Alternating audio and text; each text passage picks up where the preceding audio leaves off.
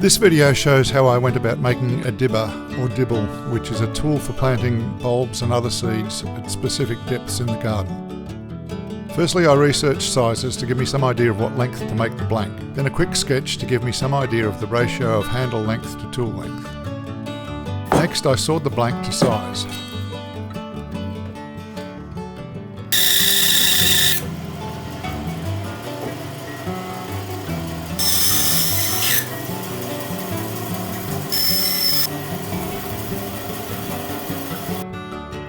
The first blank had some serious cracks, so I cut another which was crack-free.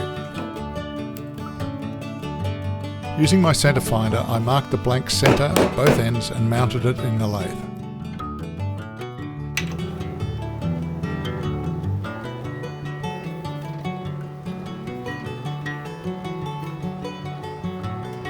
A quick check that it cleared the tool rest and I could start turning. I used a freshly sharpened roughing gouge to get the blank down to round.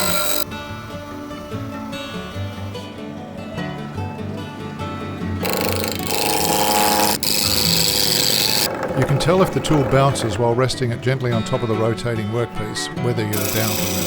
It's not a good idea to use your fingers for this test. Remember, fingers always behind the tool rest. The roughing gouge gives a reasonably nice surface in this piece of acacia. Now I measured and marked the ends and cut partway in with the parting tool at both ends. I also cut partways at the spot for the bead where the tool handle will be defined. Next I used the skew to round the ends of the handle. This is a tricky job and it's important to keep the cut towards the lower heel of the skew or you can get a catch. Much concentration needed. Using the skew the other way, I completed the spherical part of the handle and used the skew to cut the taper of the dibber. The bead between the handle and the tool is a tight spot, so I used a spindle gouge to get in and make the cut.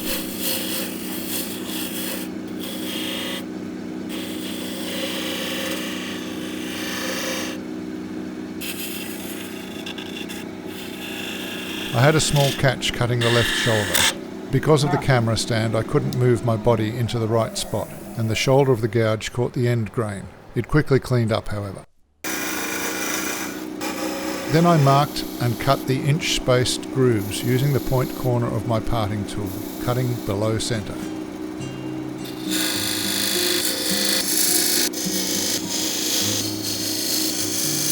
I got a good enough surface off my tools not to have to sand this job, and seeing as how it's going to spend a lot of its time in the dirt, I didn't bother with sanding. Next came the embellishment. I used fine dental burrs for the main part.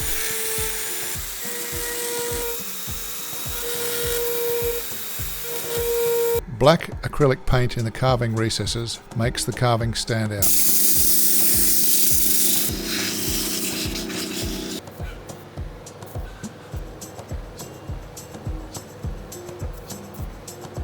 Then I trimmed the ends and sanded them on the disc sander.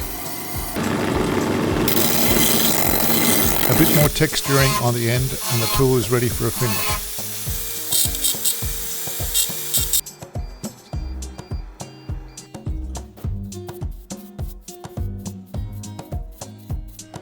I used shellac as a sealer, and when that was dry, I used a beeswax and oil mix for the final finish.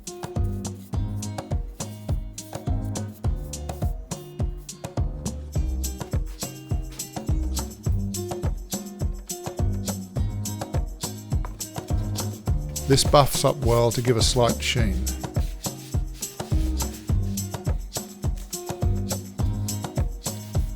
Now I have a tool ready for the garden. It will get a bit of use come spring.